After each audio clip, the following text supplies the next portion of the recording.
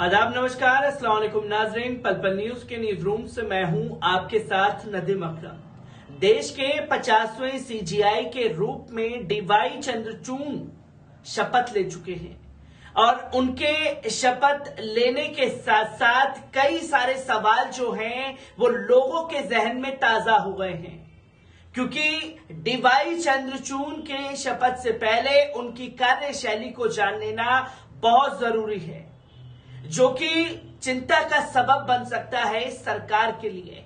और अब आप कुछ लोग कहेंगे कि सरकार के लिए कैसा दबाव बन सकता है, क्योंकि सरकार ही तो सुप्रीम कोर्ट चला रही है और सुप्रीम कोर्ट के कामकाज में दखलंदाजी का आरोप केंद्र सरकार के ऊपर लगातार लगता रहा है और कई ऐसे फैसले जो हैं वो पूरी तरीके से मोहर लगा देते हैं कि नहीं, वाकई में केंद्र सरकार द्वारा ही सुप्रीम कोर्ट के जजों को चलाया जा रहा है। और ऐसी पुष्टि तब और हो जाती है जब बाबरी मस्जिद का फैसला सुनाने वाले सीजेआई रंजन गोगोई को भारतीय जनता पार्टी की तरफ से राज्यसभा में भेज दिया जाता है और उसी बेंच का हिस्सा होते हैं डीवाई चंद्रचूड़।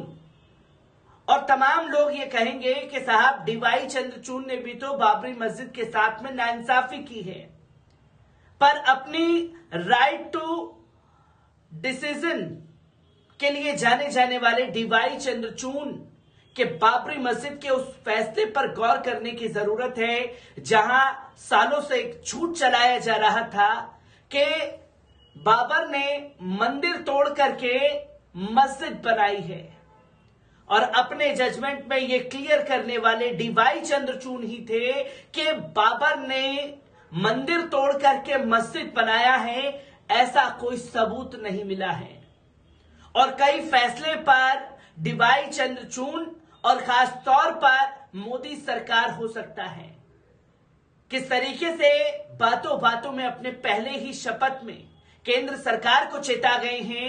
डीवाई चंद्रचूड़ एक बार इस पर नजर डालते हैं। अगर आपने स्कूल में सामाजिक अध्ययन की किताब पढ़ी है या फिर थोड़ा सा भी सामान्य ज्ञान दुरुस्त है तो जानते होंगे कि भारतीय संघ में शक्तियों को 3 हिस्सों में बांटा गया है: विधायिका, कार्यपालिका और न्यायपालिका।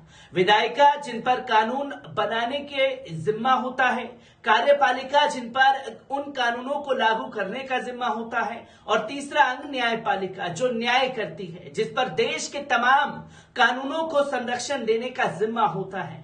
ऐसे में भारत के मुख्य न्यायाधीश पर उतनी ही गंभीर जिम्मेदारियों का बोझ होता है जितना कि देश के प्रधानमंत्री पर, मगर दोनों में एक फर्क होता है। अगर बहुमत है तो प्रधानमंत्री के पास 5 साल का पूरा कार्यकाल होता है, मगर चीफ जस्टिस कम समय के लिए बनते हैं।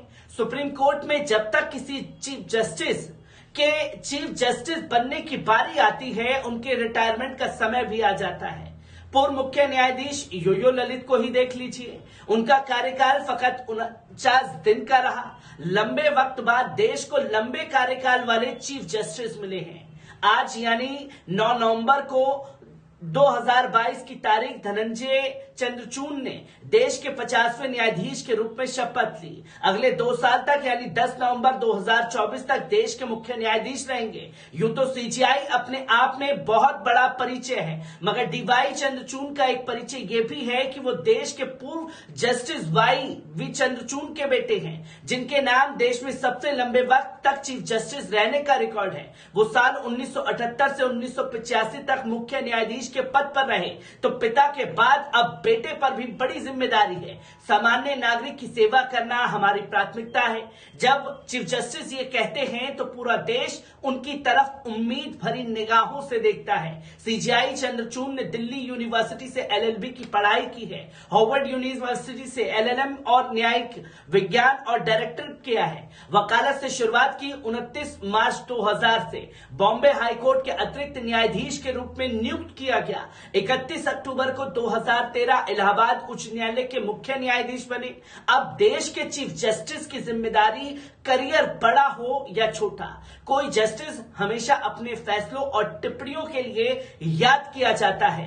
जब हम जहन में जस्टिस चंद्रचूड़ के नाम को उतारते हैं तो हमें कई महत्वपूर्ण केस याद आते हैं जिन पर उन्होंने फैसले दिए या बेंच का हिस्सा रहे। आधार कार्ड और प्राइवेसी पर दिया गया उनका फैसला नजीर है। उन्होंने अपने फैसले में कहा था कोई भी वेलफेयर स्कीम किसी इंसान की प्राइवेसी को बाधित नहीं कर सकती। राइट टू प्राइवेसी के मसले पर जस्टिस डीवाई चंद्रचूड़ ने पूर्व चीफ जस्टिस और अपने पिता वीवाई चंद्रचूड़ का फैसला पलट दिया था। उन्होंने 1976 में एडीएम जबलपुर केस में अपने फैसले में कहा था कि निजता का अधिकार संविधान का अभिन्न हिस्सा है। उन्होंने अपने पिता और पूर्व सीजीआई के फैसले को गंभीर रूप से गलत बताया था। Justice Chandrachud right to dissent की भी समर्थक रहे हैं।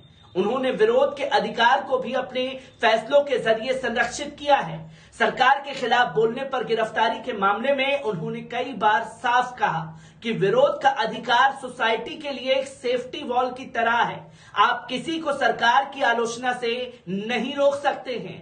Right to dignity, right to privacy, women's rights, right of choice जैसे मामलों पर उनकी राय फैसलों के जरिए हर तरह के प्रोटेक्ट किया है। हाल ही में राइट टू ऑप्शन पर दिया गया उनका फैसला नजीर बना। फैसले में उन्होंने कहा था कोई भी महिला को चाहे वो विवाहित हो या नहीं, गर्भपात चुनने का अधिकार पूरी तरह से उसी के पास है।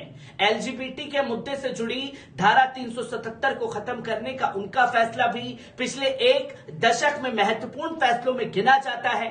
सेना में महिलाओं के परमानेंट कमीशन का फैसला भी सीजीआई चंद्रचूड़ ने दिया था। इस मुद्दे पर उन्होंने सरकार को काफी लताड़ भी लगाई थी। ऐतिहासिक अयोध्या मामले की बेंच में भी वो शामिल थे। सब जानते हैं कि फैसला मंदिर के पक्ष में हुआ था। केसेस की कतार बड़ी लंबी है जिन पर उन्होंने फैसले दिए, उनकी भी जिन पर उन्हें फैसला करना है। इसके अलावा सीजीआई चंद्रचूड़ के ही कार्यकाल के दौरान 2024 में लोकसभा के चुनाव भी होंगे। इस लिहाज से उनका कार्यकाल और भी महत्वपूर्ण हो जाता है क्योंकि उस वक्त चुनाव से जुड़े कई मामले सुप्रीम कोर्ट में आ सकते हैं। चीफ जस्टिस की शपथ लेने से पहले सीजीआई चंद्रचूड़ का इंटरव्यू इंडियन एक्सप्रेस के लिए पत्रकार अनंत कृष्णन ने किया। उन्होंने पूछा कि आपकी प्राथमिकताएं क्या होंगी? नेतृत्व करना मेरी पहली प्राथमिकता है। मैं जब इलाहाबाद उच्च न्यायालय का मुख्य न्यायाधीश था तब भी मेरा हमेशा से मानना रहा है कि मुख्य न्यायाधीश सबसे जरूरी न्यायिक कार्य को नहीं छोड़ सकता है। तो सबसे पहले और सबसे महत्वपूर्ण आपको एक न्यायाधीश के रूप में स्वयं के कार्य पर ध्यान देना होगा। ये कहते हुए मैं जानता हूं कि उच्च न्यायालय के मुख्य न्यायाधीश और अब भारत के मुख्य न्यायाधीश बनने पर भारी अतिरिक्त प्रशासनिक जिम्मेदारी होगी। मैंने पहले भी हमेशा ये कहा है कि हमारी न्यायिक प्रणाली औपनिवेशिक मॉडल पर आधारित है जहां व्यक्तिगत नागरिकों को न्याय की तलाश करनी होती है। मेरा मिशन हमारी प्रणाली को और अधिक सरल, अधिक पारदर्शी, अधिक कुशल बनाना है ताकि न्यायपालिका के साथ आम नागरिकों का संपर्क आसान, सरल और पारदर्शी हो। दूसरा, निश्चित रूप से अंतरात्मा की आवाज और कर्तव्य की पुकार है क्योंकि मैं इस तथ्य से अवगत हूं कि न्यायपालिका आम नागरिक के लिए विश्वास का एक जबरदस्त स्रोत है जहां हमें अपने कर्तव्यों को ध्यान में रखना है। बातों से साफ है कि उनका फोकस न्यायिक कार्य पर भी ज्यादा रहने वाला है। बावजूद इसके कि उनके सामने जुडिशियल रिफॉर्म की भी कई चुनौतियां भी हैं। सुनिए सुप्रीम कोर्ट के सीनियर लॉयर प्रदीप रॉय क्या कहते हैं। मोदी सरकार कार्यकाल में अब तक जितने भी सीजीआई हुए हैं उनके और सरकार के बीच कॉलेजियम की व्यवस्था को लेकर एक लकीर खींच रही है। सरकार के नुमाइंदे लगातार जजों की नियुक्ति की इस प्रक्रिया पर सवाल उठाते रहे हैं। इंडियन एक्सप्रेस को दिए गए इंटरव्यू में सीजीआई ने इस पर भी जवाब दिया और कहा कि किसी भी संवैधानिक लोकतंत्र की कोई भी संस्था पूर्ण रूप का दावा नहीं कर सकती। जब कॉलेजियम के कार्य करने के तरीके की आलोचना होती है तो हमें इसे सकारात्मक दृष्टि से देखना होगा। मुझे नहीं लगता कि ये समग्र रूप से न्यायपालिका की आलोचना को दर्शाता है। लेकिन वास्तव में हमें न्यायपालिका के अंदर और बाहर जो आवाजें सुनाई देती हैं उसके प्रति हमें उदारदायी होना चाहिए और फिर व्यवस्था में सुधार करने की कोशिश करनी चाहिए। अधिक उद्देश्यपूर्ण मानदंड लाना चाहिए। 2 साल का कार्यकाल है तो इसी वक्त में सीजीआई की बातों का भी परीक्षण होगा। कई आलोचक न्यायपालिका में सरकार के दखल को लेकर भी आलोचना करते हैं। खासकर तब खूब आलोचना हुई जब अहम फैसले देने वाले पूर्व चीफ जस्टिस गोगोई राज्यसभा चले गए। ऐसे में यह देखना काफी महत्वपूर्ण होगा कि चीफ जस्टिस न्यायपालिका की स्वतंत्रता को कितनी मजबूती दे पाते हैं। उनसे बहुतों को न्याय की उम्मीद है। ऑक्सफोर्ड यूनिवर्सिटी में लॉ की पढ़ाई करने वाले छात्र स्वप्नील क्या उम्मीद कर रहे हैं, ये तमाम चीजें देखने की जरूरत है।